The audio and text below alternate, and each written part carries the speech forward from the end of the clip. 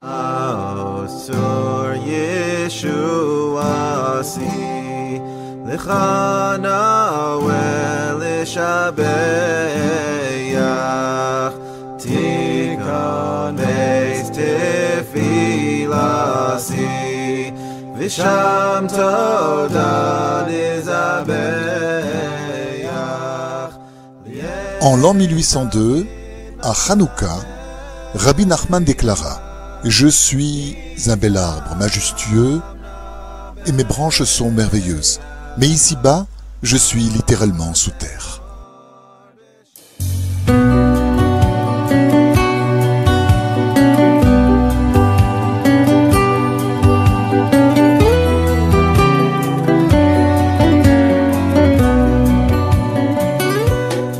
Après 3 semaines passées à Breslev, Rabbi Nathan de Nemirov commença à être imprégné de l'esprit de Rabbi Nachman.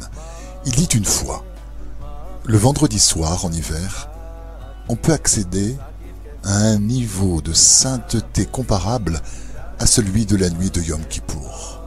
En hiver, les nuits sont longues et l'on peut servir l'Éternel toute la nuit. Et la nuit du Shabbat, la soif qu'on a de Dieu est extraordinaire.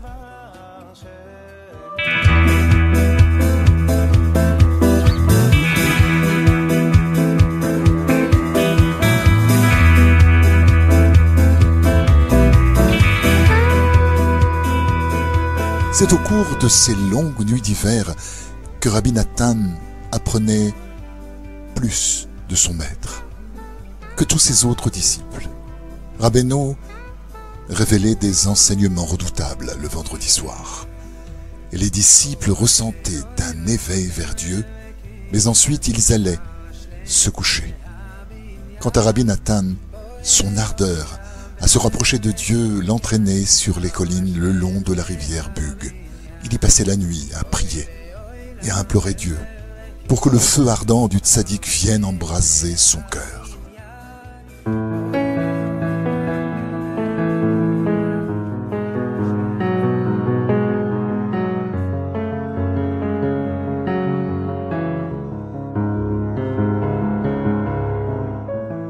C'est ainsi que, le Shabbat matin, il récitait sa prière et particulièrement le passage de Nishmat Kol Chai qu'il disait avec une ferveur intense. Ce sont ces dévotions qui le firent accéder à de très hauts sommets.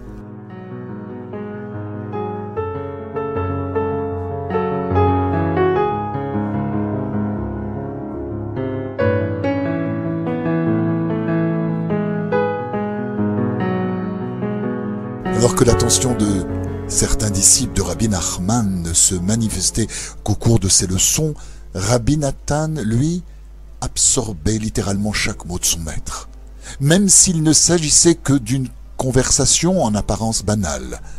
Comme l'enseignent nos sages, même les simples conversations des tzadikim ont besoin d'être approfondies. Rabbi Nathan révéla que c'est principalement de cette façon qu'il était parvenu à se rapprocher de lui. Il affirma par la suite: chacun des mots prononcés par Rabbeinu a contribué à me faire perdre mon libre arbitre. C'est pour cette raison qu'il recevait plus que les autres disciples, aussi doués fussent-ils individuellement.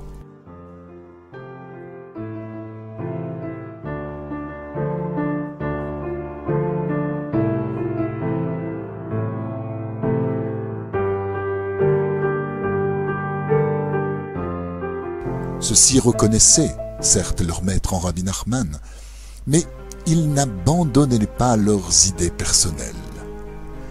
Rabbi Nathan, lui, s'ouvrait à Rabbeinu sans réserve aucune. Il dépendait entièrement de lui, à l'image de la lune qui dépend totalement du soleil pour refléter sa lumière. Rabbeinu déclara une fois à Rabbi Nathan: « Je t'ai pris dans mon sac. Attachez-le fort afin que je ne puisse m'échapper, » répondit-il.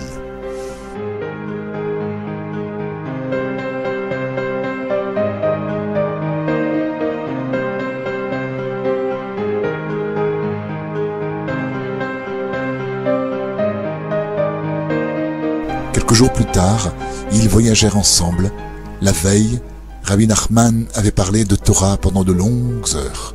En route, il dit à Rabbi Nathan: « Nous avons bien étalé notre marchandise hier, et Dieu merci, elle est excellente. Ce serait merveilleux si l'on pouvait avoir dans ce magasin un vendeur de choix qui pourrait ranger tous ces articles, ces tissus, avec ordre et goût. Pliant et mettant chaque dose en place, il présenterait comme les vendeurs professionnels l'extrémité vers l'extérieur, afin que le client puisse les découvrir dès son entrée au magasin. Ainsi, le vendeur pourrait retrouver immédiatement ce que désire le client et mettre en évidence la qualité supérieure de la marchandise.